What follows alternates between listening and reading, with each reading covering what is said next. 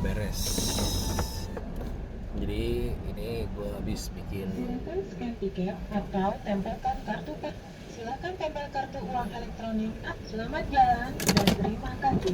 Habis perpanjang STNK. Ya. Ini gue mau sharing lagi, tapi bukan ngoceh bola, bukan apa ya, bukan ngoceh leadership, bukan tentang kesehatan, tapi lebih ke nilai spiritual yang bisa gue pelajari dari olahraga sepak bola. Oke, kenapa gue suka banget sama bola tuh, kenapa? Ya menurut gue karena banyak nilai spiritual yang bisa dipelajari dari bola itu sendiri, sepak bola itu sendiri. Yang pertama tuh apa sih? Tentang menyangkal diri. Oke, bagaimanapun di kepercayaan yang gue pegang sebagai orang Kristen, itu salah satu mengikut Tuhan itu adalah dengan menyangkal diri. Nah, menyangkal diri di kekristenan maksudnya itu apa? Ya, kita tidak mengikuti apa yang kita mau, tapi kita mengikuti apa yang Tuhan mau. Baik lagi, ini adalah pilihan ya. Kalau misalnya memang mau ikut Tuhan, ya maka harus menyangkal diri, memikul salib dan mengikut dia. Oke. Nah, kenapa kok gue bisa belajar tentang menyangkal diri dari sepak bola? Gampang. Di sepak bola, siapa sih nggak mau cetak gol? Semua pasti pengen cetak gol, ya dong. Semua pasti pengen namanya itu ditulis di papan skor. Apalagi banyak penghargaan sekarang ini ya, yang lu dikasih penghargaan hanya karena lu cetak gol banyak. Ada salah satunya kan Ballon d'Or itu ya, pemain terbaik gitu kan. Nah, siapa sih nggak mau? Pasti mau semua kan. Kalau giliran ada pemain yang nggak banyak cetak gol tapi dapat penghargaan, malah ketawain. Alah, lu aja nggak nyetak gol banyak kok jadi pemain terbaik. Nah, ini kan sebenarnya kan mindset yang aneh ya. Lu bisa cetak gol itu kan karena ada peran dari tim lu kan. Nah, gue lebih demen menyoroti tim elunya ini daripada elunya yang cetak gol. Kenapa? Sebenarnya simple. Tadi kan dasarnya, basicnya adalah semua orang pasti pengen cetak gol, ya kan? Nah, sekarang bayangin kalau misalnya pemain tengah atau winger ya, yang tugasnya sebenarnya kan harusnya membangun serangan, jadi decoy, stretch supaya itu backnya lawan tuh bisa pecah kesolidannya, terus lu kasih terupas ke striker lu dan dia cetak gol gitu kan. Bayangkan kalau tidak ada fungsi kok nggak ada. Bayangkan jika disfungsi dari pemain tengah dan winger itu. Mereka dapat bola dari jarak jauh, bukannya cari celah, cari kreativitas, malah mereka long shoot aja. Padahal sebenarnya kalau misalnya kita bikin kombinasi passing itu bisa aja membuka kesempatan mencetak gol gitu kan. Berarti kan mereka harus menahan ego kan, menyangkal diri dari mereka yang kepengen cetak gol, kepengen ada di papan skor tertulis namanya, jadinya nggak tertulis karena dia harus lebih mau melakukan perannya, justru bukan disfungsi tapi berfungsi. Nah, itu salah satu yang gue pelajari di sepak bola. Yang kedua gue suka leadership itu kan karena leadership itu kan memanusiakan manusia ya. Jadi lu pelajari tentang karakter orang, terus lu pelajari tentang bagaimana berbicara dengan orang, bagaimana mendengar orang lain, bagaimana lu harus ngambil kebijakan di tengah hal yang sulit. Itu semua kan leadership.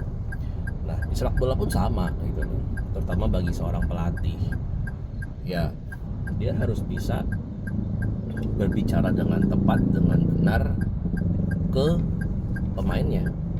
ini pemain gue nih sedang menghadapi apa sih, karakternya gimana sih.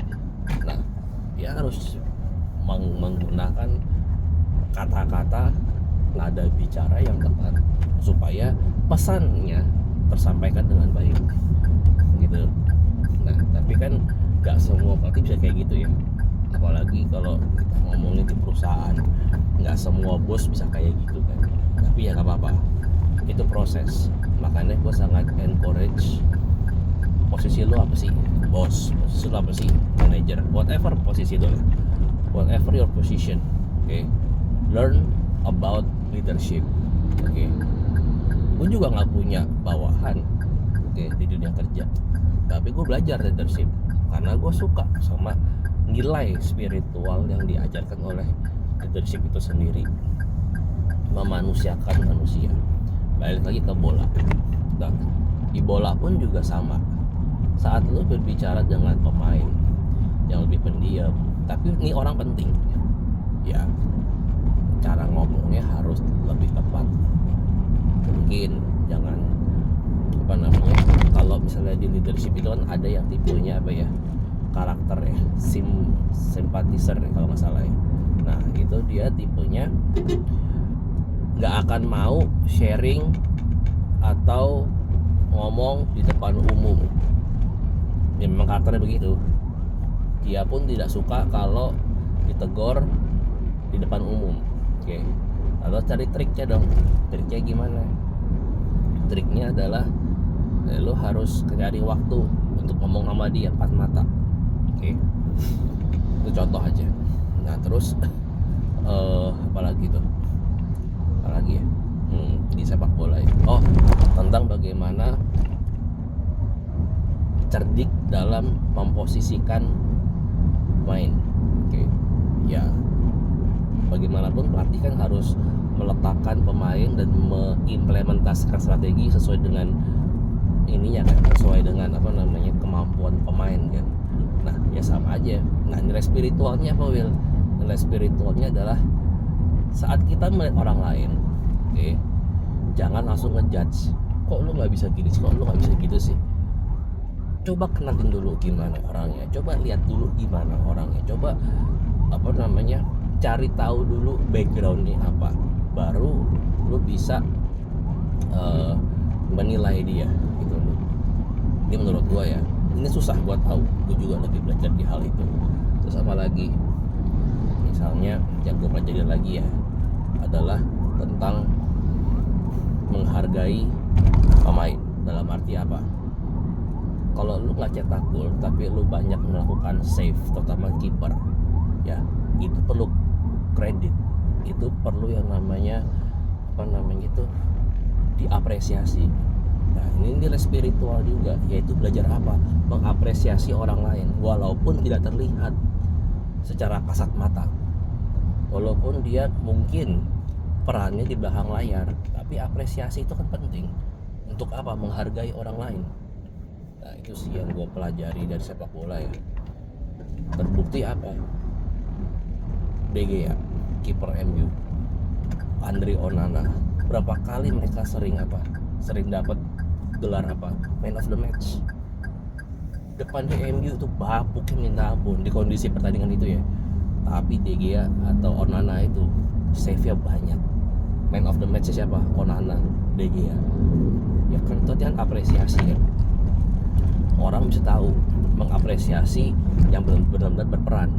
Yang cetak gol mungkin striker, Højlund atau Xerxes gitu. Tapi mereka nggak semata-mata langsung dapat gelar Man of the Match. Ya kenapa? Karena yang lebih berperan ternyata si Onana. Onana itu berkali-kali menyelamatkan MU. Oke. Nepis sana nepis sini, positioningnya tepat. Akhirnya istilahnya kalau bukan Onana di saat itu yang on fire, ya satu golnya striker tuh nggak ada manfaatnya. Jadi mengapresiasi, menghargai orang lain itu juga gue pelajari. Nah, jadi intinya adalah begini, yang menciptakan sepak bola itu kan pasti ya orang-orang yang tertarik dengan olahraga itu ya. Nah, tapi nggak ada salahnya menurut gue dengan dapat contoh langsung, praktek langsung sepak bola, menguatkan iman gue. nggak ada salahnya menurut gue ya. Jadi ya itulah alasan kenapa kok gue suka banget sama sepak bola. Di situ kita belajar banyak hal, dari menyangkal diri, mengapresiasi orang lain, don't judge the book just from the cover, banyak lah. Karena ya bola itu kan melibatkan banyak manusia. Jadi ya itu gue sukanya. Oke, itu aja. Ini gue udah mau nyampe rumah. Ntar kalau ada bahan lagi kita coba ngoceh-ngoceh lagi. Thank you.